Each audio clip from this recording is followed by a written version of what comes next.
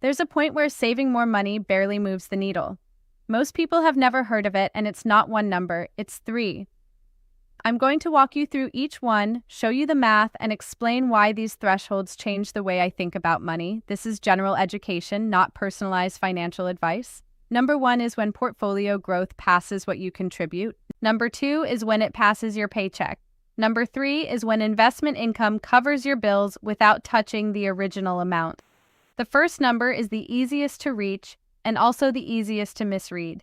It compares what your portfolio grows by in an average year with what you contribute yourself. Here's the simple math. Take what you contribute every year and divide it by a reasonable long-term return. I use 7% as an illustrative assumption that accounts for inflation. That gives you roughly 20 times your annual contribution.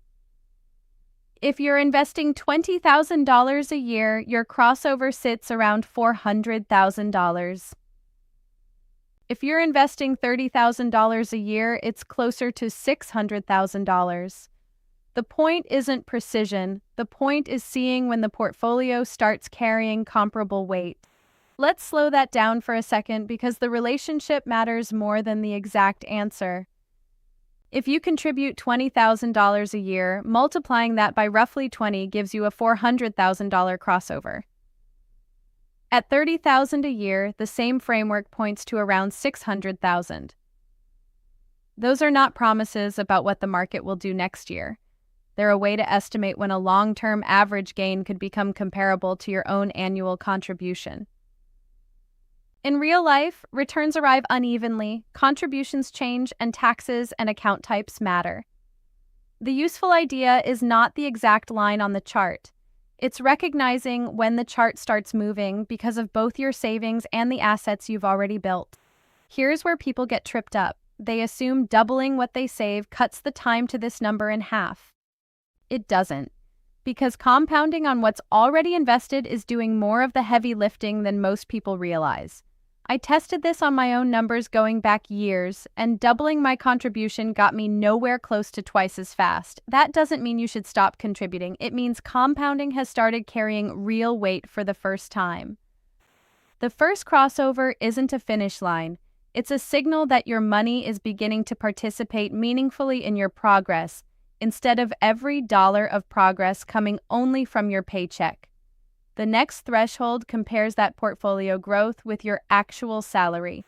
The second number is the one that can actually change what a job means to you. It's the moment your portfolio's annual growth passes your actual salary. At $1 million invested and a 7% illustrative return, that's $70,000 of growth in a year. If you earn $70,000 at your job, that is the rough crossover point.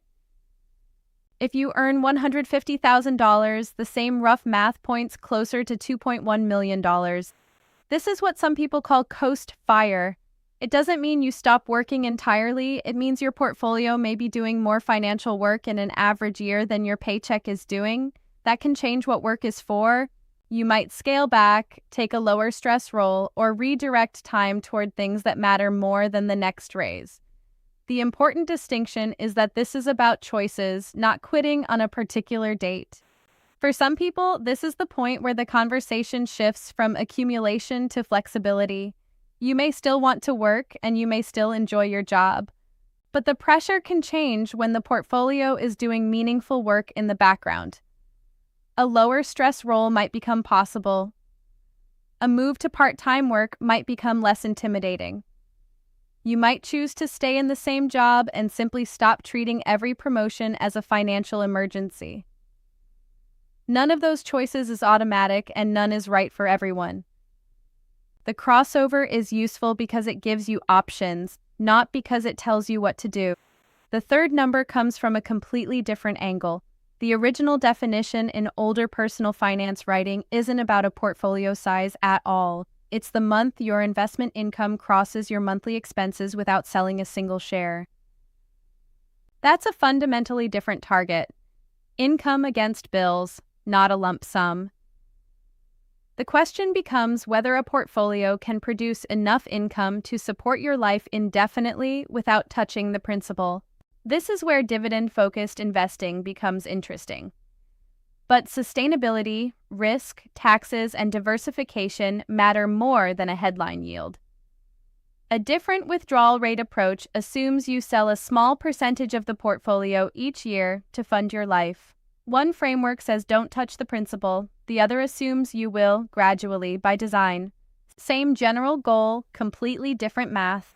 A lot of people using the phrase financial independence don't know which version they're actually calculating. That distinction is worth making before you compare your number with anyone else's. Here's where this gets personal. Years ago, I had a small amount in a retirement account and well over $200,000 in combined debt, including a mortgage, a car loan, and student loans. I focused on two things: cutting expenses without gutting my quality of life and building more income. The process was less dramatic than the result sounds. I changed jobs multiple times, and each move captured a meaningful raise. I added side income, but I didn't treat it as permission to expand my lifestyle. Every spare dollar had a job, first reducing the debt, then building the investment balance. That sequence mattered. It gave me a clear target and made the progress easier to measure. When the debt was finally gone, the money that had been leaving my account every month didn't disappear. It was redirected. The same cash flow that had once reduced a liability could now buy more ownership in the future. I didn't do that through one job. I changed jobs multiple times, capturing a meaningful raise nearly every time. I stacked side income on top of that, and every spare dollar went toward the debt first. Once the debt was gone, I redirected the side income, the raises, and the freed up cash flow straight into investing. Several years of intense, honestly kind of boring consistency later, I'd crossed that first threshold. One thing I want to be transparent about is that net worth growth can come from more than invested cash. Paying down a mortgage while home values rise can increase net worth, but that's different from invested money growing on its own. I won't pretend the middle is exciting. The years of aggressive saving and investing can be genuinely boring. But looking back, crossing that first threshold changed how much control I had over my own time. And for me, that trade was worth it. If you want to calculate your own 3 crossover points, start by writing down 3 inputs: your annual contributions, your annual income, and your monthly spending. Then choose a return assumption carefully and label it as an assumption.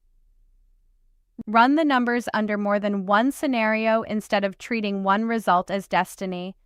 For the first crossover, compare growth with contributions. For the second, compare growth with income. For the third, compare sustainable investment income with spending. The goal is not to predict the future perfectly, it's to understand which part of your financial life is doing the work right now. So that's the real shape of financial independence, not one number, but 3, each meaning something different. Which one are you closest to right now? Let me know in the comments. And if you want a full breakdown of how to calculate your own crossover points, subscribe so you don't miss it.